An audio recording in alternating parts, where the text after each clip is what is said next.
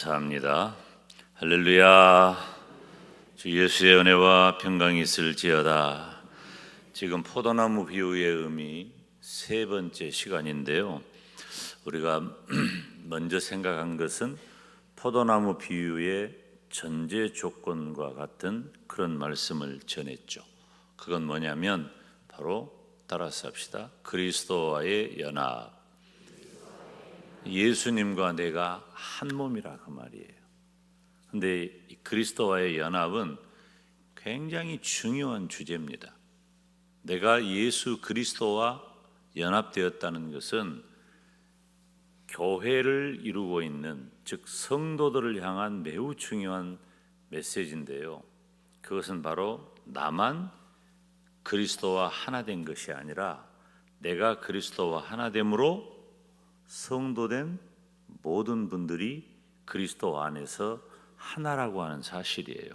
그래서 포도나무를 보면 어떤 나무든지 다 마찬가지지만 포도나무를 보면 그 나무 원줄기를 중심으로 해서 여러 가지가 있잖아요. 그리고 그 여러 가지마다 잎사귀가 꽃이 피고 열매를 맺어요. 그런 것처럼 예수님을 믿는 성도도 예수 그리스도 안에서, 원줄기인 예수 그리스도 안에서 각각의 가지처럼 서로 다르게 뻗어 있어서 잎사귀가 있고 꽃이 피고 열매를 맺더라도 한 포도나무라고 하는 의미인 것입니다. 포도나무 비유의 아주 중요한 초점, 중요한 전제 조건, 그리스도와의 연합이에요. 사실 우리끼리 있으니까 드리는 말씀이지만 이 신앙적 원리 하나만 붙잡아도 우리들의 인생과 믿음은 전혀 다릅니다. 그렇게 강조해도 잘 안 돼요. 내 마음이 선뜻 이 속에 들어가 있지를 못해요. 그리고 그렇게 많은 순간 이 말씀이 전해져도 들을 때는 그런가 보다 하지 나에게 적용을 잘 못하는 주제 중에 하나가 바로 그리스도와의 연합이에요. 내가 예수님과 연합됐다는 것은 누구나 다 그걸 거부할 사람 없죠. 누가 그걸 거부해요? 그런데 나만 그리스도와 연합되었다는 생각에 사는 거예요. 위험한 겁니다. 그리고 그건 틀린 거예요. 성찬의 원리가 바로 그런 거잖아요. 우리는 예수 그리스도의 살과 피를 함께 나누는 존재예요. 얼마나 중요한 사람입니까? 함께 예수님을 믿는 성도가 그렇게 중요한 사람인 거예요. 그런데 우리는 다 자기 중심적이야. 이 사고 자체가 그래요. 죄인된 인간의 사고 자체가 자기 중심적이에요. 오늘 또 어떤 분하고 대화를 하는데 그것이 안타까운 거죠. 나만 나도 예수님 믿고 그분도 예수님 믿고 그 말하는 그분도 예수님 믿고 다 예수님 믿는 건 틀림없을 텐데 나만 그리스도와 연합된 자처럼 살아가고 있다면 이건 큰 잘못이고, 내가 그리스도와 연합되었으니 내 형제도 자매도 다 그리스도와 연합한 자 되어서 나와 유기적인 한 몸을 이루었다는 사실만 알아도 여러분 신앙의 색깔은 전혀 달라집니다. 책임감도 달라지고요, 우리의 태도도 달라지는 것입니다. 그런데 우리 하나님께서는 포도나무 비유를 통해서 우리들에게 몇 가지 교훈을 주시는데, 나는 참 포도나무요 내 아버지는 농부라 그랬어요. 참 포도나무는 두말할 것도 없이 하나님의 아들이신 예수님을 비유한 것입니다.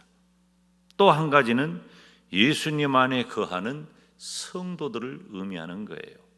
그러니까 우리가 예수 그리스도와 연합한 자 되었다는 것입니다. 포도나무 원줄기와 가지와의 그 유기적인 관계는 우리가 예수님의 제자 되었다는 것, 예수님의 성도 되었다는 것. 그래서 예수님과 성도의 신비적인 연합이 이루어졌음을 말하는 것입니다. 이건 뭐 어린 아이들도 다 아는 생명의 원리예요. 포도나무 원줄기에 그 가지가 붙어 있을 때에 그 가지는 뿌리로부터 올라오는 그 영양분을 공급받게 되고, 그럴 때 생명이 유지되는 거예요. 우리 집에 누가 학교에서 보냈구나. 이 무슨 고무나무, 벵갈 고무나무라고 또 선물해가지고, 학교 선물해가지고 저희 집에 가지고 왔어요. 왜 가져왔는지 모르겠어요. 근데 그 고무나무 있는데 고무나무 잎사귀가 어떤 건 색깔이 다 달라지는 거예요. 그러더니 툭 떨어져 버려요. 뭐 때문에 그래요? 영양을 공급받지 못해서 그래요.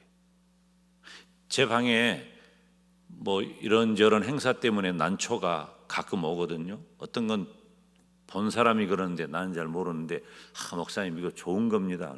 예. 근데 얼마 안 지나면은 그 색깔이 하나씩 달라져. 그러더니 말라지고 떨어지고 그래요. 뭐 때문에 그래요? 공급이 안 되니까 그래요. 영양분이 전달이 안 되니까. 여러분, 우리가 예수님을 믿는다는 것은 바로 원줄기인 예수님에게 붙어있는 삶과 같은 의미인 거예요. 우리가 그리스도와의 연합이 온전히 이루어지지 않는다면 우리는 영적인 영양분을 공급받지 못합니다. 살 수 없어요.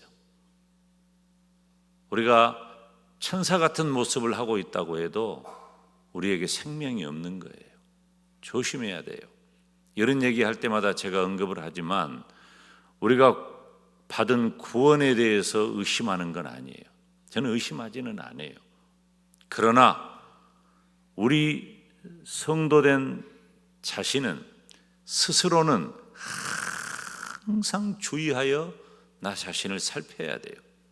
그렇다고 해서 내가 이러다가 지옥 갈까 두렵다, 그런 두려움을 가지라는 말은 아니에요. 나는 정말 그리스도와 연합한 자로 살고 있는가?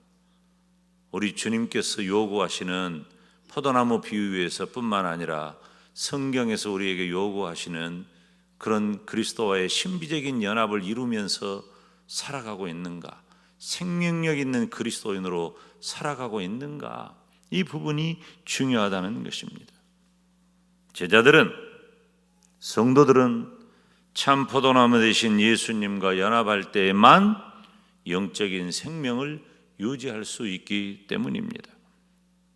우리가 무슨 일이 잘 되고 못 되고 이런 차원이 아니라는 거예요. 지난 시간에는 깨끗한 가지에 대해서 말씀을 살폈습니다. 2절 말씀 같이 읽어볼까요? 시작. 무릇 내게 붙어 있어 열매를 맺지 아니하는 가지는 아버지께서 그것을 제거해 버리시고, 무릇 열매를 맺는 가지는 더 열매를 맺게 하려 하여 그것을 깨끗하게 하시느니라. 아멘. 열매 맺지 않는 가지는 아버지께서 그것을 제거해 버린다 그랬어요. 하나님은 열매 맺는 나무와 열매 맺지 못하는 나무를 가리셔요.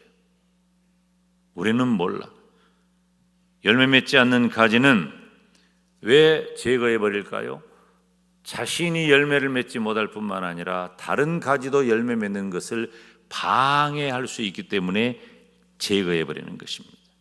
뿐만 아니라 더 좋은 열매를 맺도록 계속해서 반복적으로 수확기가 계속될 때까지 열매 맺지 못하는 가지는 잘라내 버리는 겁니다. 이건 농부가 해야 할 매우 중요한 일이겠죠. 깨끗한 가지는 열매 맺는 가지에게 더 열매를 맺게 하려고 그것을 깨끗하게 하시느니라. 즉 성도로서 거룩한 삶을 요구하시는 겁니다.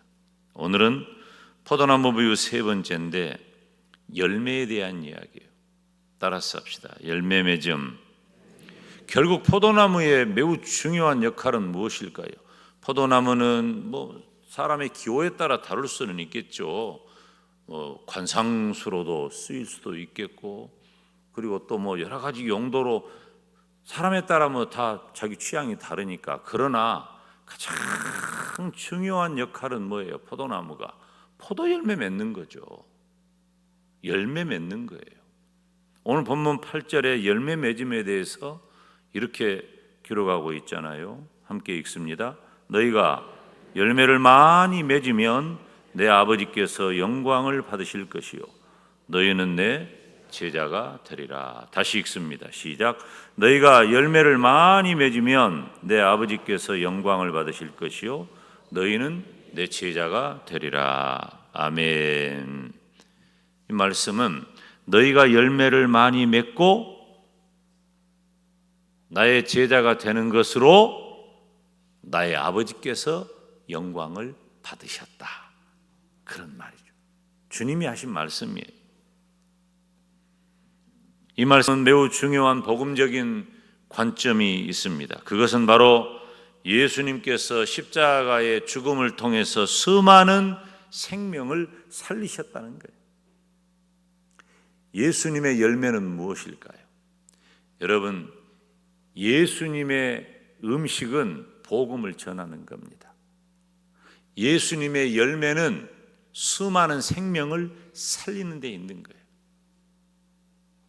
예수님께서는 오늘 본문 단순히 이 요한복음 15장의 포도나무 비유를 통해서 제자들을 가르치는 방식으로 알아듣기 좋게 비유를 통해서 너희들이 내 제자라면 너희가 열매 많이 맺어라 라고 명령형으로 제자들에게만 국한하는 것이 아니라 예수님 스스로가 많은 열매를 맺기 위해서 희생적인 죽음을 말씀하시는 겁니다. 예수님은 십자가의 죽음을 통해서 수많은 생명을 살리셨고 하나님 아버지는 아들 예수님의 희생적인 그 사랑을 통해서 영광을 받으셨습니다. 예수님께서 하신 일이에요. 예수님께서 그 일을 하시기 위해 이 땅에 오셨고 그 일을 하심으로 하나님께서 영광을 받으셨다는 겁니다. 이 매우 선언적인 말이에요. 그러면 예수님의 제자는 어떤 요구를 받을까요? 예수님의 제자라면, 우리가 성도라면 예수님의 희생적인 사랑을 본받아야 돼요. 열매를 맺기 위해 예수님께서 수많은 생명을 살리는 그 열매를 맺기 위해 십자가의 희생적인 사랑을 보이셨던 것처럼 예수님을 따르는 제자, 예수님을 믿는 성도는 그 예수님의 희생적인 사랑을 본받으라는 것입니다.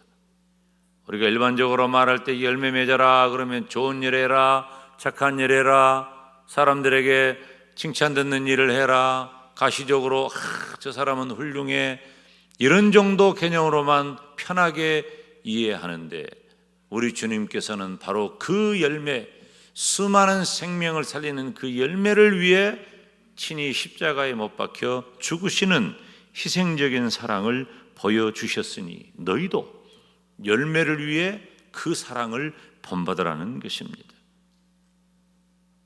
하나님께서는 예수님을 믿는 성도의 사랑의 열매를 통해 영광 받으심을 기억하시기를 주님의 이름으로 축원합니다.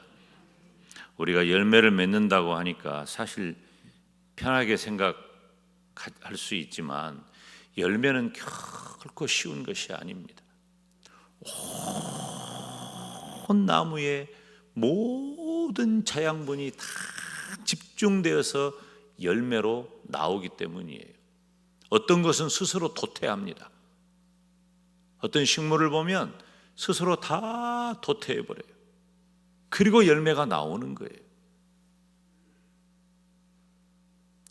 여러분, 지금도 제 아내에게 얘기 들어보니까 우리 교회 그 출산을 앞둔 그 가정이 2가정 지금 있다고 그러는데, 그 우리가 해피맘을 할 때마다 해피맘 해피베이비 그 행사를 할 때마다 제가 항상 빼지 않고 하는 말이 있어요. 기도가 있어요.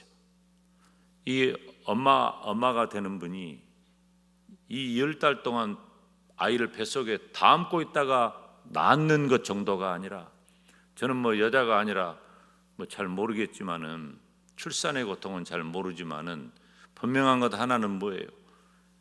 이 뱃속에 있는 그 생명에게 이 엄마는 모든 자신의 정신적인, 신체적인, 영양적인 모든 에너지를 다 집중시키는 거예요. 그래서 그 아이 때문에 비만해지기도 하고 그 아이 때문에 살이 빠지기도 하고 그래요. 생명이 하나 태어난다는 것은 결코 쉬운 일이 아닙니다. 그 생명이라고 하는 열매가 이 세상에 육체적으로 태어나는 것도 그 쉬운 일이 아니에요. 여러분, 생명의 신비는요, 정말 우리가 생명은 하나님의 것이잖아요. 생명은 하나님의 것이어서 우리가 상상할 수 없는 방식으로 하나님은 주셔요. 여러분, 하나님께서 태문을 반드시 열어주실 때 비로소 생명이 생기는 거잖아요. 사람의 힘으로 되는 건 아니에요. 그러니까 기도하는 거예요. 제가 목회하는 중에 정말 잊을 수 없는 그 기억 하나가 있어요. 이제 그 아이가 생기지 않아 가지고 목사와 함께 기도하고 목사가 축복하고, 그래서 이제 아이가 생겼어요. 시험관을 했는데 아이가 생겼어. 쌍태아를 가졌어요. 쌍태아를 가졌는, 이거 제가 언제 얘기한 것 같은데, 쌍태아를 가졌어. 쌍태아를 가져가지고 이제 그 아이가 이제 아이가 없는 집안인데 아이가 쌍태아가 생겼으니 얼마나 기쁘고 즐거워요. 그래서 이제 쌍둥이 태어난다고 그 뱃속에 그 담고 있는데, 쌍둥이는 배가 더 부르잖아. 더 불러. 여자들은 배가 부르든지 뭐 어쩌든지 부끄러움도 없어. 그때는 여자들은 그 미모가 어디 온데가 그런 거 신경 쓸 겨를이 없는 거예요. 뱃속에 아이밖에 모르는 거예요. 여자의 위대함이 거기 있다니까. 그러니까 다 자식들이 엄마한테만 다 주잖아. 엄마한테만. 근데 애가 태어난다고 해서 이제 조대병원에서 출산한다고 그래가지고 연락을 받고 가는데, 가는 중에 연락이 왔어. 가는 중에. 목사님 좀 이상한데요, 그래요. 그래서 무엇이 이상해요? 그러고 갔어요.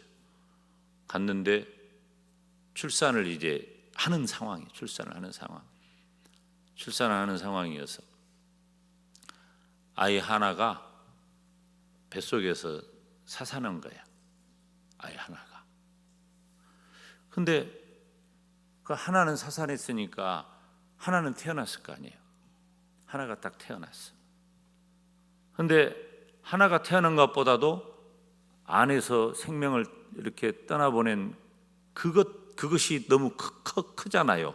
엄마나 그 가족의 입장은 그래요. 근데 제가 의사로부터 놀라운 얘기를 들었습니다. 어떤 얘기를 들었냐면, 지금 그 뱃속에서, 그러니까 태어나기 직전에 그 아이의 태아의 숨이 끊어진 거야. 근데 이 아이는 친작에 도태돼야 할, 이 의학적 표현이에요. 친작에 도태돼야 할 조건이래요. 살 수가 없대요. 그 아이는 원래, 그러니까 모든 기능적인 것이나 이런 것들이 살 수가 없는데, 또 하나의 아이 있잖아요. 쌍태아니까 또 하나의 아이의 생명이, 만약에 이 아이가 그 안에서 쌍둥이니까 사산이 돼버리면 또 하나의 아이도 이 위험한 거야. 그러니까 이 도태될 수밖에 없는 그 생명이 죽지 않고 그 아이가 세상에 태어날 때까지 그 생명을 유지하고 버티고 있는 거예요. 그리고 태어날 때 되니까 이제 그 아이 생명 하나는 나오고 하나는 죽어버린 거예요. 그러니까 이 하나님이 하신 일이잖아요. 하나님이 그 아이의 생명 하나를 세상에 내고 살리기 위해서 그 또 하나의 아이를, 그 생명을 뱃속에서라도 보존을 시키시고, 어차피 모든 기능이 다 안 된대. 의학적으로도 그렇고 다 안 돼. 원래 그랬대요. 그럼 몰랐지. 우리는 지금처럼 막 이렇게 모든 것을 다 아는, 지금도 뭐 다 안다고 하면 교만한 표현이지만은 지금보다 훨씬 더 오래전 이야기니까요. 그래서 내가 그랬어요.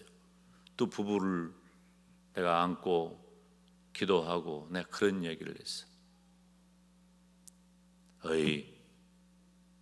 하나님이 틀림없이 또 생명을 하나 주실 것이네.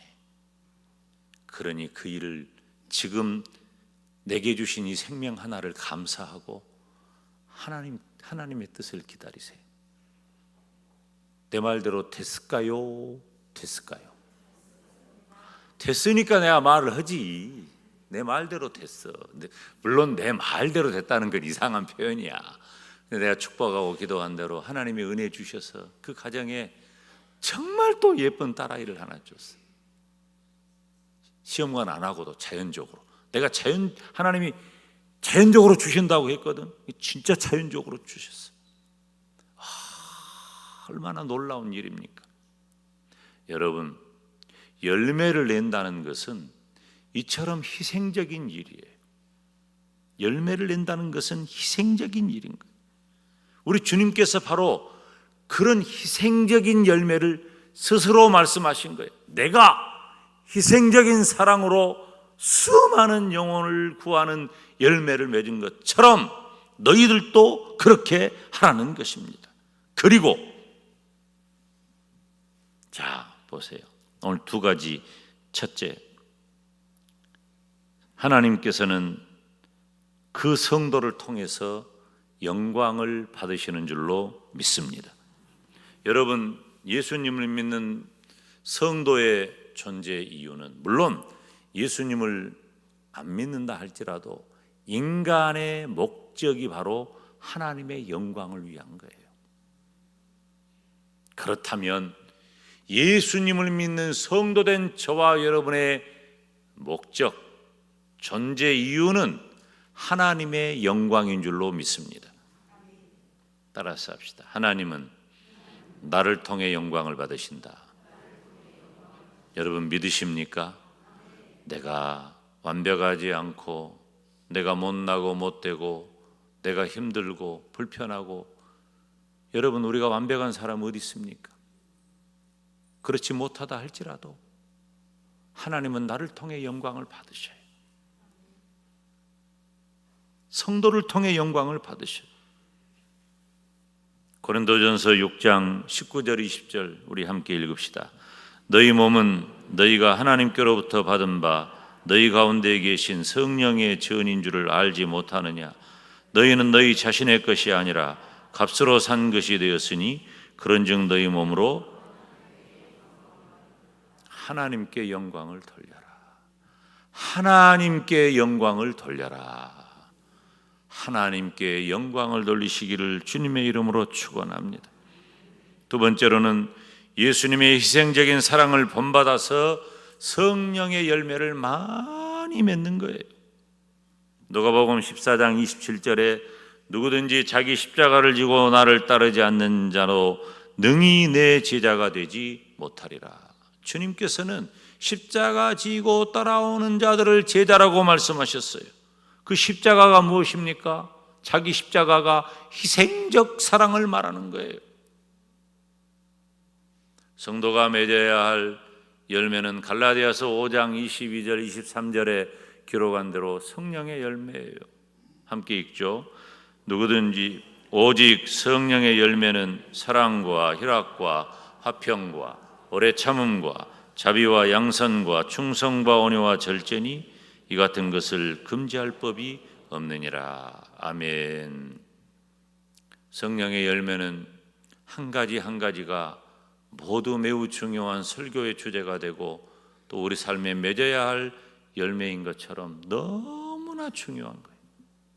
사랑과 희락과 화평과 오래 참음 자비 양선 충성 온유 절제, 다 내적인 열매이면서 외적으로 드러나는 거예요.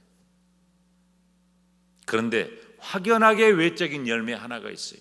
그것은 바로 전도의 열매입니다. 예수님을 믿는 성도는 성령의 열매, 전도의 열매를 맺어야 할 줄로 믿습니다. 우리 권사님도 기도하셨지만은, 그리고 몇 시간 광고했지만 다음 주에는 축구 노방 전도를 하고 11월 3일에는 우리가 새가족 다 초청하는 주일이에요. 우리가 541명의 영혼을 마음에 품고 절반이에요. 절반 정도는 영광의 거주예요.